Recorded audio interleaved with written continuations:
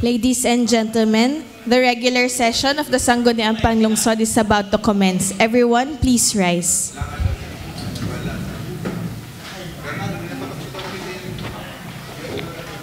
As the elected city vice mayor and the presiding officer, this fifth regular session is now called to order. Roll call, please. The members of the Sangguniang Panglungsod, Honorable Michael Gerard T. Morada, Honorable Galileo P. Angeles, Honorable Jennifer Spy T. Toledo, Honorable Oscar M. Gozos II, Honorable Rio Fer Nicole H. Ronquillo, Honorable Venice D. Manalo, Honorable Miguel Pilina III, Honorable Merlo P. Silva, Honorable Avior R. Rocafort, Honorable Ralph Peter S. Umali, Honorable Aris D. Macala, Honorable Percival V. Lojo, Honorable Windy P. Lat, Honorable Angela Antoinette B. Bautista, and the presiding officer, Honorable City Vice Mayor Camille Angeline M. Lopez. Do we have a quorum? We have a quorum. May I request the Honorable Attorney Gali Angeles for the leading of the invocation and the singing of the national anthem.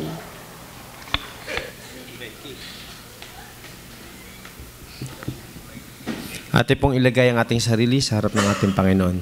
Sa ngalan ng Ama, ng Anak, ng Diyos, Espiritu Santo. Amen.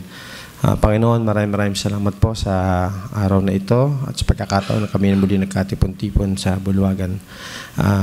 Patawarin mo po sana kami sa aming mga pagkukulang gaya ng pagpapatawad namin sa mga nagkakasala sa amin. Amin pong idinadalangin na sana kami ay inyong patnubayan sa aming pagganap ng aming mga kanya-kanyang tungkulin para sa lungsod ng Lipa. Kayo na po ang bahala sa amin at salamat po sa inyong biyaya na pinagkakalob sa amin sa araw-araw. Sa ngalan ng Ama, ng Anak, ng Diyos, Espiritu Santo. Amen. Atin pong ilagay ating mga sarili. Atin pong ilagay ating kanang kamay sa kaliwang bahagi na ating dibdib at ating awitin ang pambansang awit. Mga kababayan, ang pambansang awit ng Pilipinas.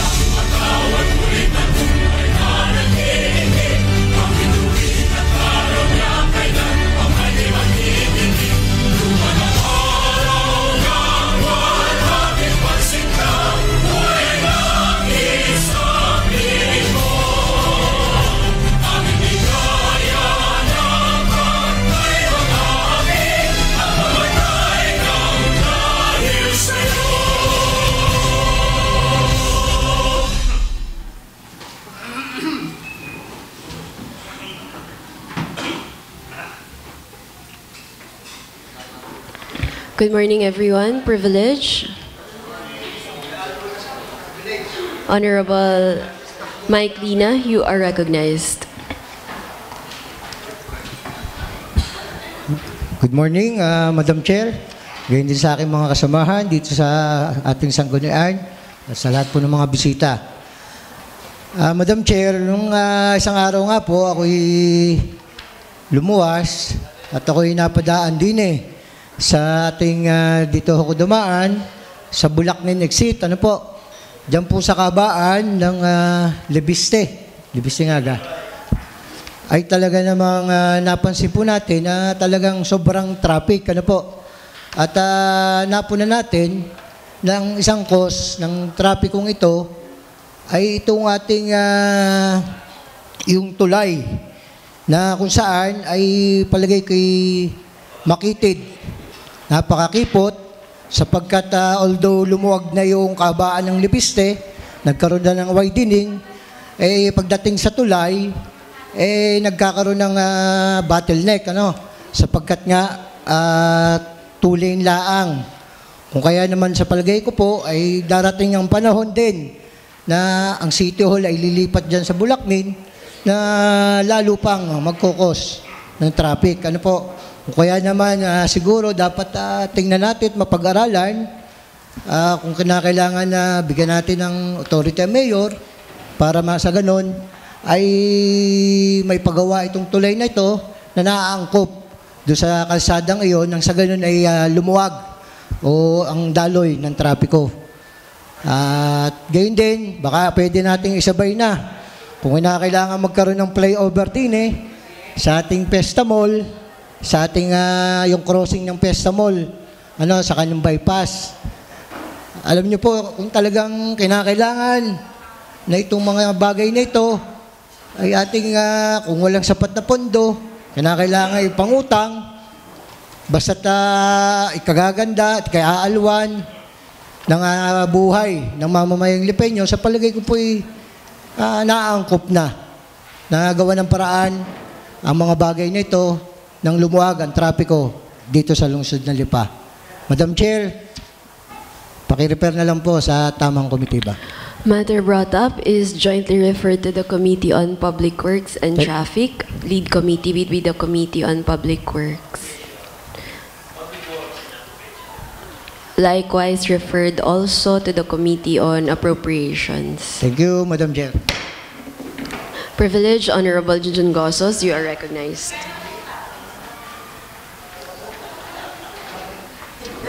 Madam Chair, good morning po. Madam Chair, nung isang araw lamang po ay naalaman po natin na madami na rin po ang nagpapaleveling dito sa atin sa lungsod ng Lipa. At naitanong din po natin sa engineering office kung magkano po ang binabayaran nila sa city government. Ang sabi po sa akin sa city engineering office ay 3 pesos lamang daw po per cubic ang binabayadan. So napakababa naman po nung amount na napapapunaremit po sa city government.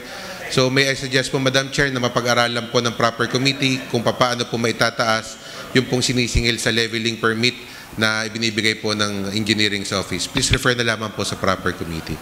Matter brought up is referred to the Committee on Ways and Means. Thank you, Madam Chair.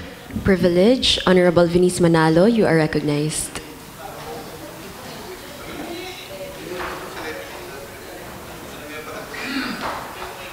Good morning po, Madam Chair. Past few weeks po, nag-raise po ako ng privilege regarding po ng pagpapakabit po ng stickers with our official hashtag Eat, Pray, Love Lipa to all public utility vehicles. And may I request lang po na this matter will be also referred po to the Committee on Traffic, jointly i-join po ito sa Committee on Tourism. Thank you po. Okay.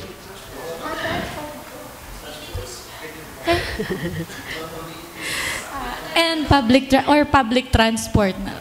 Transportation na lang po. Committee on Transport. Committee, matter brought up is referred to the Committee on Traffic and Tourism and Public Utilities.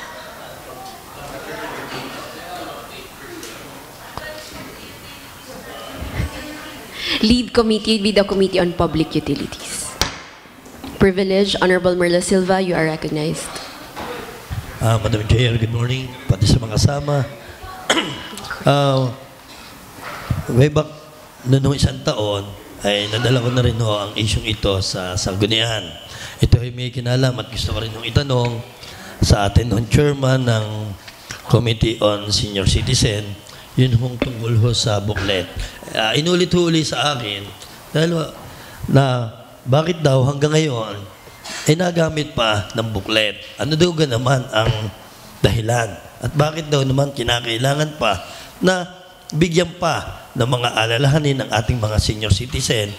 Dahil, Madam Chair, unang-una, tingnan nyo manonood ka ng sine, hindi ka makapanood sa tamang, may takdang araw kung wala kang booklet. Pupunta ka sa grocery, hindi ka bibigyan ng discount kung walang booklet. Bibili ka ng gamot, hindi ka bibigyan ng gamot kung wala kang booklet. Pero kakain ka, hindi na kinakailangan ng booklet. Bakit kinakailangan pa na gumamit ng booklet? Katulad namin, yung iba kong kasama na senior citizen, katulad ni Paring Aris, senior citizen na gustong bumili ng gamot. Hindi ma-avail yung discount for the reason na hinahanapan ng booklet. Ay kung walang booklet, paano isang senior citizen, lalo na ang mga kalalakihan, alangan tayo lagi, may bit pa na laging booklet para baka tayo mapagkamal ang pangkobrador. Di ka? Ha? Wala. Hindi nagbubuklet. Ang ibig sabihin, ano ang dahilan at may mga booklet pa na kinakailangan? Kung halimbawa lilimitahan, bawa ang dahilan ay lilimitahan ang pagbili ng gamot. Bakit natin lilimitahan ang pagbili ng gamot ng senior citizen? Hindi naman ito kayang ubusin ng discount sa butika. Pati yung pagkain, alam naman natin na ito, pagkain sa mga grocery, alam natin na ito lang sa senior citizen. Kahit ilagay mo, ayun may kung gustong bumili, bibili uli iyon. Di ka? Walang dahilan akong nakikita, kundi parang may politika. Na kung ito man ay batas nasyonal, sa akin tingin, hindi adaptable ito sa lungsod na Lipa. Dahil, kung ito ay adaptable sa ibang bayan, kung ito ay national law, ay sa Lipa palagay ko, hindi adaptable. Dahil, kung ito ay adaptable, wala magre-reklamong taga-Lipa. Kaya, Madam Chair, please, pakirepero din sa tamang komite, ba't na sa ganun, mapag-aral at magkaroon tayo kung kinakailangan na isang resolution, kung ito ay national law, at kung sakali naman na ito ay polisiya, it's about time na huwag nang mangyari sa lungsod na Lipa ito, Madam Chair. Matter brought up is referred to the Committee on Senior Citizens. Honorable Mike Lina, you are recognized. Comment. Madam Chair, with due respect kay Consel Merlo, sa ating isa rin, sa senior citizen, at nagtututuro na kanina. I'm still 40. Ito po ay isang araw, tamang-tama, at dumaan, napanood natin sa balita, na yung mga bagay na ito, pinag-aaralan na rin sa ating Kongreso. Talagang nagpapatunay lahat, nagpapakita, talagang napakagaling ng ating Consel Merlo. Hindi pa man ay talagang naiisip na ng ating kagalang-galang na konsyal mula sa Barangay Bulbok. Ano? Bulbok aga o Barangay Uno? Barangay Uno. Correction, Madam Chair. Kung kaya naman, talaga namang ang sentimento natin ay talagang sa ikakaluan ng ating mga kasamahan na si Consel Aris Macala at Consel Merlo ay dapat lang nga na maisulong na natin na maalis na yung mga booklet na yan na alam naman natin ay ang karamihan sa ating mga senior citizen ay medyo may pagkahuli na. Kung kaya na may laging nakakalimutan ang mga booklet na yan. Yun lamang, Madam Chair. Salamat. Madam Chair, thank you for the recognition, Consel Mike Lina.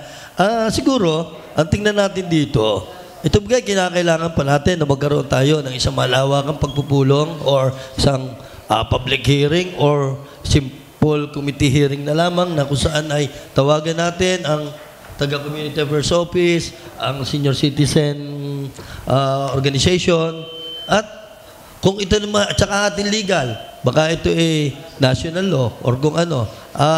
Gusto ko tanong so Kuya Mike, ito kay national law kaya? Oo. Sa DOH, siguro tama-tama, usapin din natin ng DOH kung ano. At kung sakaling ito'y national order or national policy, it's about time, hindi ito adaptable sa lungsod na Lipa. Comment. Honorable Attorney Gali, you are recognized. So, yung question if it is required, no? Wala naman specific requirement sa national law. But yung senior citizens are encouraged to bring a booklet. Pero hindi naman siya required. So, baka pwedeng gawin natin sa Lipa while we are promoting bookletless senior citizens, no? Kailangan lang ma-insure ng lungsod ng Lipa na lahat ng senior citizen ay mabigyan ng ID. Kasi, yung iba kasi hindi nabibigyan ng ID. One, dahil walang birth certificate, hindi makapag-produce ng anumang proof na ano, no? So, kailangan masigurado natin ang senior citizen, local senior citizen board ng ating lungsod ay 100% na mabigyan na ano. ID. If you're going to require na ang ating mga business establishment ay wag na mag-require ng booklet, on the other hand, kailangan strictly lahat na senior citizen dito sa Lipa ay mabigyan natin ng ID. So ready ba ang ating senior citizen board para diyan? So kung hindi requirement, ay bakit ang mga establishment, tulad ng mga drugstore, ay talaga nire-record at hindi ka po pwede na talaga maka-discount. Minsan kasi, yung ID dapat ipe-present lang eh. Kung walang ID, probably... Anong nangyayari? This is ano lang to, parang additional proof na ikaw ay senior citizen. So, parang additional proof. Baka ID pwede na. O kaya yung mukha lang. Kita na naman kung ikaw ay senior citizen o hindi, no? So, it's okay kung magkakaroon tayo ng regulasyon kung papaano natin bibigyang buhay ang mga benepisyo ng senior citizen. And wag naman natin ipagbawal yung booklet. This will be an additional proof. What we can do is to have an ordinance na aside from the booklet, pwedeng pwedeng ID or ganyan. booklet. O kaya yung personal assessment mo or perception kung ikaw ay senior citizen na. Halimbawa, ito si Merlo, mukha naman di senior citizen to, Thank pero you. 40. mahina na. Hindi na nakakaano to. Ha? Pero kung titingnan mo, hindi ka naman mukhang senior citizen eh. Bakit okay? O, kailangan mo ng ID. Lalo na ito. Ay, nubos na nito ang supporter ko eh. Ha? So, siguro additional proof that you are a senior citizen, but let us not prohibit bringing a booklet for senior So, citizen. ibig sabihin, there will be a choice. Kung walang ID, pwedeng senior yung ban. Na pwedeng mag-demand na, hindi, senior citizen ako, ito yung mga pwede namin ipakita sa inyo. Kung wala akong booklet, pwede lang ang face value. Kasi ang nagiging nangyayari sa ngayon, may ID na, kinakailangan, may booklet pa. Hindi ko Hindi alam. na. Bakit? Kung anong inilalagay doon, pinipirma lang naman yung sa booklet. Hindi, siguro convenience what's the lang yun. use of Ang kailangan lang naman na dyan, yung ID number. Kasi iaano nila sa taxes yan eh. Ibabangga nila sa taxes Yun ang yan. Nagbigay sinasabi kami ko. ng discount. Baka pwedeng ID na lang. Oo. Additional. Oo. We will require them yung ID, additional, tsaka yung personal assessment na lang, the senior citizen. I hope it can be... Kasi ang nangyayari pa, Madam Chair, kapag wala na, pagka yung puno ng booklet, ang isang senior citizen ay talagang tatakbo pa dito sa atin para kumuha uli ng another booklet. Na supposedly, national law. Sa halip na ang mga senior citizen ay matulungan natin, binibigyan pa natin ng problema at pinahihirapan pa natin. So siguro dapat mawala na yun. Supportan din natin ang senior citizen. May bigay tayo dyan ng pondo. Yes. Halimbawa, para ma-promote yung pag-produce ng ID at malawak ang pagbibigay ng ID. Things like that. I hope that can be considered in the committee hearing. Thank you, Alright, Madam thank Chair. you, gentlemen. Privilege? Wala na po. We now proceed with the reading of the minutes of the preceding session and approval of the same. Honorable Attorney Gali Angeles, you are recognized. Thank you, Madam Chair. I move to dispense with the reading and to dispense with the reading of the minutes of the preceding session and likewise praise for the approval of the minutes of the January 31, 2024 regular session. Kindly observe proper decorum po. Any second to the motion? Seconded by Honorable Silva, Loho, Manalo, Umali, Makala, Lina. Discussion, objection, hearing none, the motion is hereby approved. Thank you, Madam Chair. Proposed ordinances and resolutions for second reading. Honorable Junjun Gossos, you are recognized. Madam Chair, I would like to request that we dispense the reading of Committee Report on Housing 2024-003 from A to H, and the same be approved for second reading. Any second?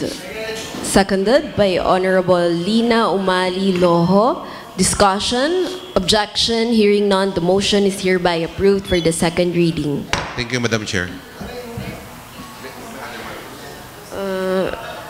declaring a recess. Session resumes. Honorable Avio Rocafort, you are recognized.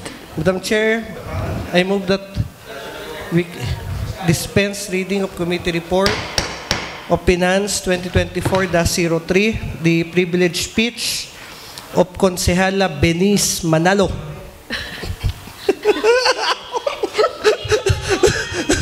Nakalagay. Konsehala Benice Manalo, reading kapasyahan bilang 2024-01 of Barangay Banay-Banay Resolution na napagkasundoan ng miyembro ng sanggunian na barangay na magkaroon ng butaw para sa isang tauhan na nagkakahalaga ng 100 pesos para sa working permit ng mga empleyado o nagtatrabaho sa iba't ibang kumpanya o establishmento sa loob ng Barangay Banay-Banay, Lungsod ng Lipa. Be adopted, Madam Chair. Any second? Seconded by Honorable Silva Umali Makala Loho. Discussion? Objection? Hearing? Yes? May dadagdag po sana ako sa recommendation, Madam Chair. Okay po. So, amendment to the committee report. The possible review of all barangay ordinance with regards to the payment of working permit fee sa kanila pong mga barangay, Madam Chair. Also, please refer the matter to the Committee on Appropriation. Matter brought up is referred to the Committee on Appropriations. Any objection? Hearing none, the motion is hereby approved for the second reading. Business for the day.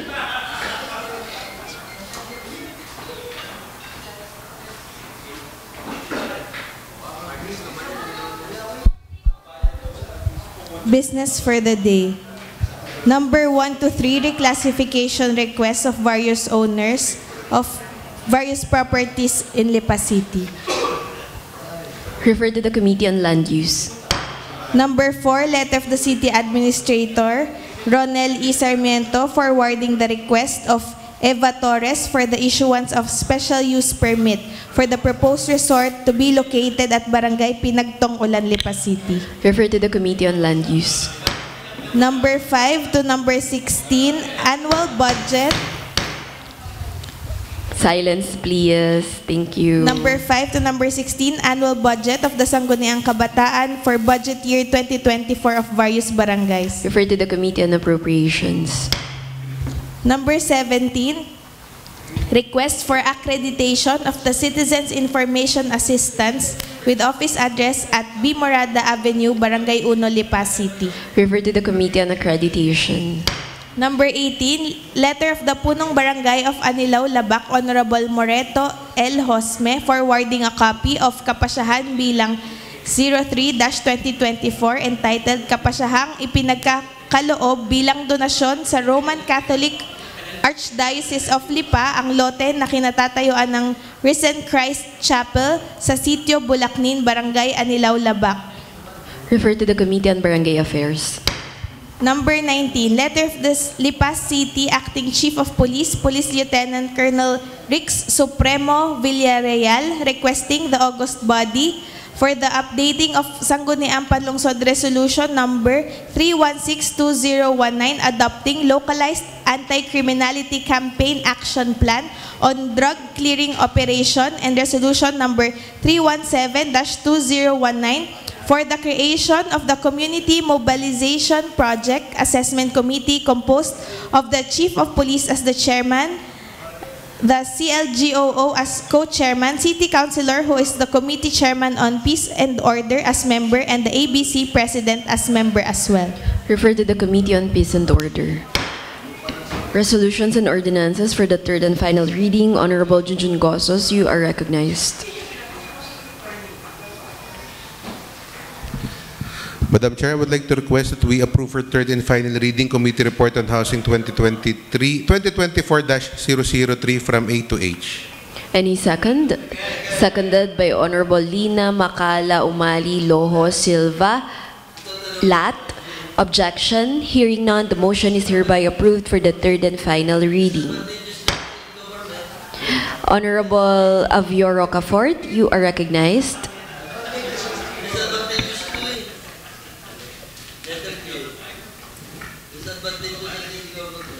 Madam Chair, I move that we pass a resolution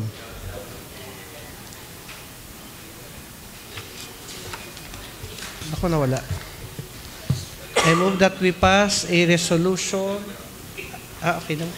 resolution directing the Sangguniang Barangay of Banay-Banay to temporarily suspend the collection of working permit fees from workers and employees who work at establishments and companies located in their barangay. The same be considered as approved for third and final reading, Madam Chair. Seconded by Honorable Silva Umali. Objection? Hearing none, the motion is hereby approved for the third and final reading. Madam Chair, ito po kasi ay resolution ng ginawa ng Barangay Banay-Banay, hindi po siya ordinance. So, yun pong bayad sa working permit fee ay hindi po, wala pong resibo. So, hindi po siya, baka po mamaya mapahamak pa ang mga mahal nating barangay officials ng Banay-Banay. Alam niyo naman, malaking barangay ito. Ayaw natin na sila makakasuhan pa. So, pansamantala, i-review po muna natin yung kanilang resolution na pinasang paniningil. Ganon din, yun pong iba pang mga barangay, kasi po, Madam Chair, ang atin pong occupational permit ay 100 pesos. Ang sinisingil po ng barangay ay 100 pesos. So, ibig sabihin, sing mahal ng sinisingil ng city, ang sinisingil ng mga barangay. Kaya po, referral na rin po ng review yung iba pa pong mga barangay, working permit fee na sinisingil nila, Madam Chair. Okay po. Wala na ako. Ma'am, other matters. Okay, you are recognized. Sa report, other matters. Kala ko Madam Chair, mamaya, mayroon pa po tayo na Madam Chair, last week po, Madam Chair, ay akin pong binalangkas yung mga school na kung saan ang lungsod ng Lipa po ay partner natin sila sa pagbibigay po ng scholarship sa mga Lipenyo na deserving. Ibig sabihin po ng partner, 50% ang binabayaran ng City Government of Lipa, funded by the LGU of Lipa, and 50% sino-shoulder po ng eskwelahan, Madam Chair. So, dahil dito, ay nais po nating bigyan ng acknowledgement o pasahan ng resolusyon.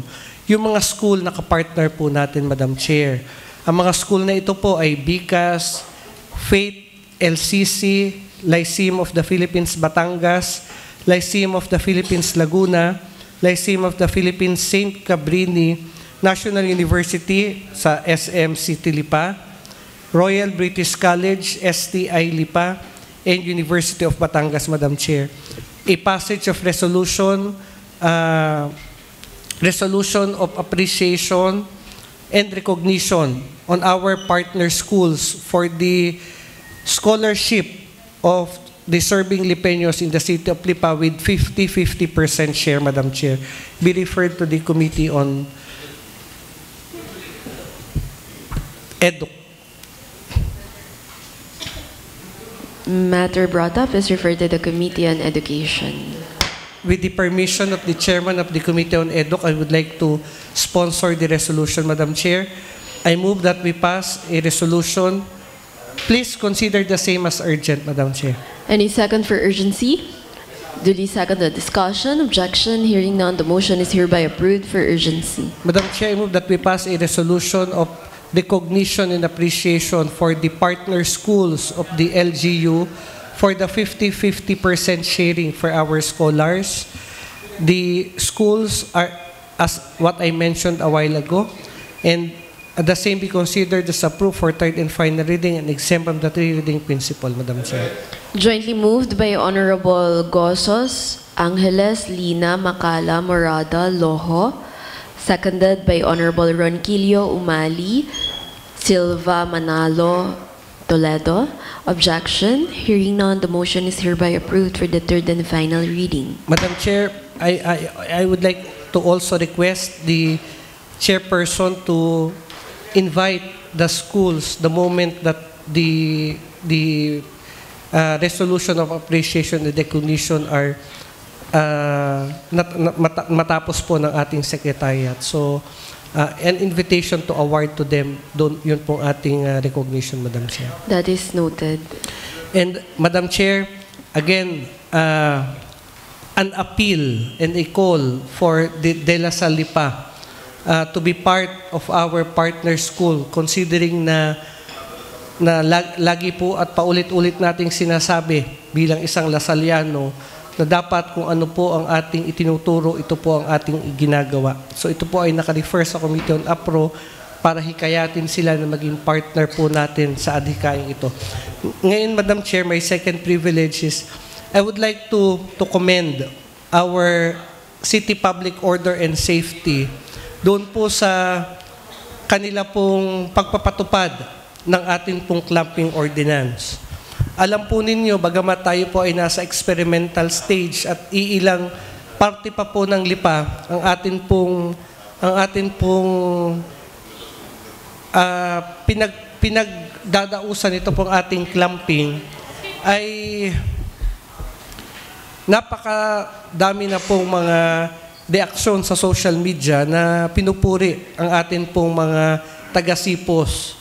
So, Madam Chair, bagamat may iilan pong nagagalit, mas marami po ang natutuwa dahil ito po, at ako po ay nagpapasalamat sa mga konsehal, una, na sumuporta at bumoto dito po sa ating clamping ordinance. At pangalawa, sa lahat ng miyembro ng Sangguniang Panglungsod, bumoto man o hindi, dahil isinasakatuparan po natin yung ating clamping ordinance. Pero Madam Chair, we need to again review and evaluate our clamping ordinance, and siguro po dapat palawigin na natin ito at atin na pong testingin pati yung mga labas ng eskwelahan na pinagpaparkingan po ng ating mga estudyante na may dalang sasakyan. Siguro panahon na rin po para hikayatin natin ang mga schools na buksan ang kanilang compound para paradahan ng mga sasakyan ng kanilang mga estudyante at hindi lamang doon sa mga empleyado o teacher o faculty members ng kanilang mga institusyon, Madam Chair.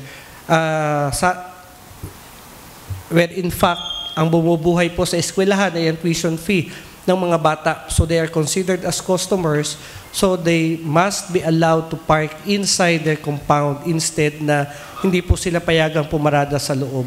So, an re-evaluation and a request na palawigin po natin yung atin pong clamping ordinance. At the same time, Madam Chair, ayon po doon sa recommendations din ng nag-aral nito pong ating JP Laurel Highway ay bawasan yun pong ating mga U-turn slot kasi ito po ay napakadami. So, Madam Chair, siguro panahon na rin po na para ating bawasan yung existing U-turn slot natin sa JP Laurel at mag-establish tayo ng mga iilan na U-turn slot para hindi po lahat naglilikuan kung saan-saan. So, Madam Chair, may I request that the matter be referred to the Committee on Traffic. Matter brought up is referred to the Committee on Traffic. Wala na? Hindi, ako wala na. Wala na po, Consel Abby. Honorable Jujun Gozos, you are recognized. Madam Chair, motion for urgency po with regards to item number 2 in the business for the day. Request for reclassification po from agricultural to residential use of Miss Jocelyn Ras with an area of 950 square meters located po at Barangay Duhatan. Any second? Seconded. Duly seconded. Discussion, objection. Hearing none, the motion is hereby approved for urgency. Madam Chair, I would like to request an ordinance classifying the property of Ms. Jocelyn Ras with an area of 950 square meters from agricultural to residential use located at Barangay Duhatan, and the same be excused from the three reading principle and approved for third and final reading. Jointly moved by Honorable Silva Macala Lina, seconded by Honorable Lina Loho. Objection. Hearing none, the motion is hereby approved for the third and final reading. Madam Chair, nakasama rin po ito sa committee hearing last Monday, hindi lamang po nakasama sa committee report today. Ang request po ni Mr. Joseph Villalobos for the issuance of special use permit located po at Barangay Ludlod for their proposed gasoline station. Motion for urgency, Madam Chair. Seconded by Honorable Silva Makala Umali. Discussion, objection, hearing none, the motion is hereby approved for urgency. Madam Chair, I would like to request a resolution granting authority to the City Mayor, Mayor Eric Africa, to issue a specialist permit to Mr. Joseph Villalobos for their proposed gasoline station, and the same be excused from the three-reading principle and approved for third and final reading. Jointly moved by Honorable Silva, seconded by Honorable Lat, Umali, Morada, Lina, Makala, Angeles. Objection, hearing none, the motion is hereby approved for the third and final reading. And Madam Chair, please refer po sa Committee on Land Use the request of Mr. Marciano Valencia for the reclassification of their property with an area of 200 square meters from agricultural to residential use. Refer to the Committee on Land Use. And lastly po, Madam Chair, request for reclassification from agricultural to residential use of Susana O. Siron with an area of 197,000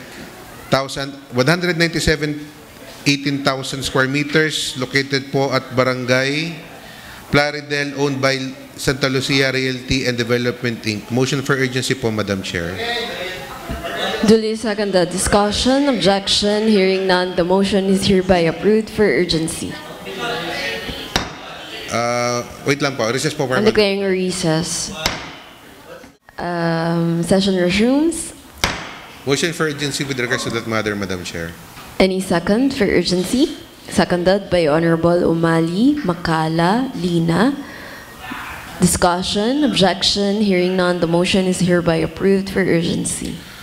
Madam Chair, would like to request an ordinance classifying the property of Ms. Susana O. Siron with an area of 197,018 square meters located at Barangay Plaridel, and the same be excused from three-reading principle and approved for third and final reading. Jointly moved by Honorable Silva. Joint also. And Honorable... Jointly moved by Honorable Silva and Loho, seconded by Honorable Umali, Makala, Lina. Objection, hearing none, the motion is hereby approved for the third and final reading. Thank you, Madam Chair. Any other matters? Honorable Avio Rocafort, you are recognized. Madam Chair, please defer to the Committee on Approach the request of the City Mayor for the passage of a resolution authorizing the undersigned to place the temporary idle fund on a high-earned peso term deposit at the Development Bank of the Philippines, Lipa Branch. Signed, Eric B. Africa, City Mayor. Referral po, Vice. Refer to the Committee on Appropriations. Alin ang referral? Alin po referral? Yung check wala. Madam Chair, please refer to the Committee on Approach the SK budget of the following barangay: San Sebastian, Bulaklakan, Banay-Banay, Rizal, Santo Toribio, Malitlit, Tambo, Bulacnin, Balintawak, Marawoy, Barangay 9, San Celestino, and Barangay 4. Refer to the Committee on Appropriations. There is a motion for adjournment. Okay. May concern pa po. Honorable Merlo Silva, you are recognized. Madam Chair, I have a letter coming from the City Mayor addressed to the Sangguniang members through Vice Mayor Camille Lopez regarding his request for the passage of the resolution. Excuse me, wait lang po. Attorney, we would like to acknowledge lang the presence of our DILG officers. Sir Adaya, good morning. Okay, please go ahead, Honorable Merlo Silva.